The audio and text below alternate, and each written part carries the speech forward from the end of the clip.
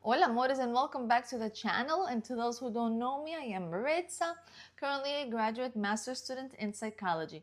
And today we're talking about what? About what psychology wants to explain to every single man out there about so many ladies' unhealed father's wound.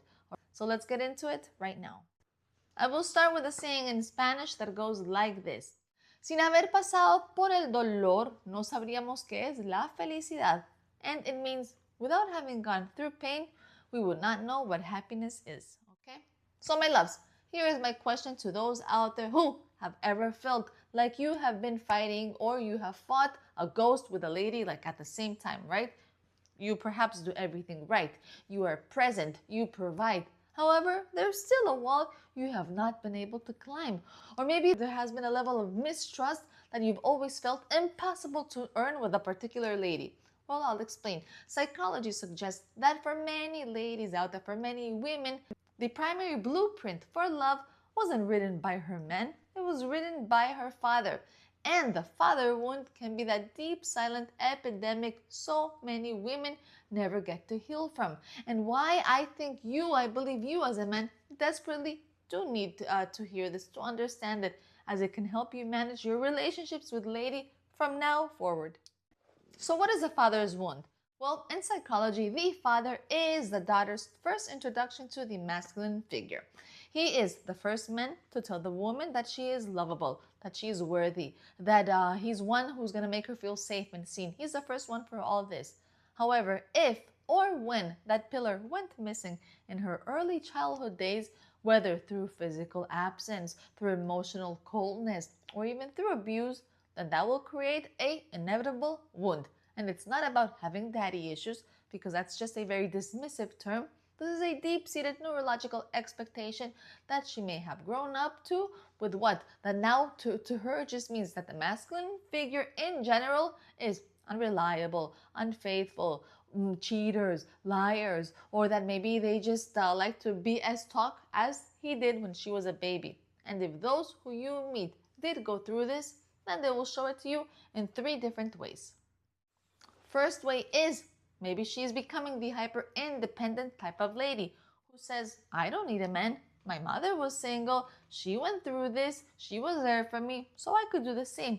And what happens? She's usually the one that, because the one man who she needed the most wasn't there. The second one is the other lady who tries to be the perfectionist in love.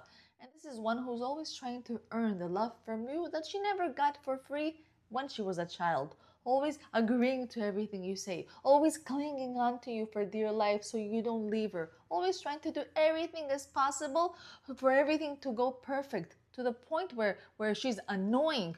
But this is the only way she knows how to love, because she wants to do it the whole opposite way as when she was a child, because she was absent of it.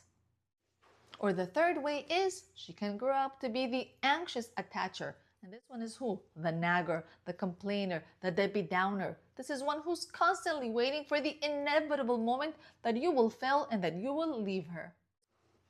So you may ask yourself, why men need to hear this? Well, I'll explain. Here is the part that most of you may miss. A woman with an unhealed father wound will often subconsciously test you non-stop. And not because she wants to hurt you, but because her brain is always trying to confirm the bias she had when she was a child. She may be predisposed to think that every man is going to leave her, that every man is going to fail her. So if maybe I push him away, will he stay? And if maybe you don't understand this, then you will take all her triggers very personal. You may think she's being very difficult, that she's a hard, difficult lady, when she's actually just being very defensive. This is her mechanism to defend herself from you or from men. But when you finally understand the wound, you will then stop reacting to all this childish behavior and start responding to her childhood pain. And my loves, by you learning all this, you will also stop being the opponent and you will start becoming her anchor, the one she never had. So how do you lead through the healing? What do you do? I'll explain. Obviously, you cannot fix her childhood because the past is the past. But what you can do is, maybe you can do something different today to change her present. For one, I'll tell you, consistency is the key. because the father wound thrives on unpredictability. However, you can change that. You can be the man who says what he does, okay? Who says whatever you say you will do, that's exactly the man who you are. You will do it. Next, don't take the bait. Don't do it.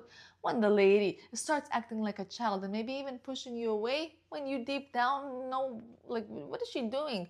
Instead of you leaving, don't leave. Stay grounded. And just remember that we ladies, most of the time, we say the opposite of what we're really thinking. And third, I tell you now, encourage her to take on some professional healing. Acknowledge and tell her that you do love her, that you do care for her, but that you're not a therapist. And in change, offer to support her and seek through some actual psychological tools that can help heal the present for this lady and maybe even help save the relationship. And just know, my friends, that for many ladies, healing the father wound is a very long road. And also for many, they will even carry it to the grave. However, for the men watching this, I'll tell you, know that your constant presence, showing up, being patient, and having strength, that all can be the evidence that she needs to know that the world with you is and can be a lot safer and calmer and more steady than what her childhood experiences told her it was.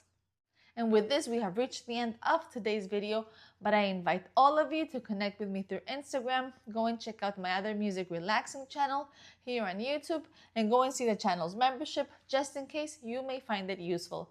Once again, I am Maritza. I know that I will try my best to continue always keep bringing you ways on how to create a better bond with yourself and a more meaningful relationship with all those around you. Mwah. Till next time. Ciao, ciao, my loves. Ciao, ciao, my amores.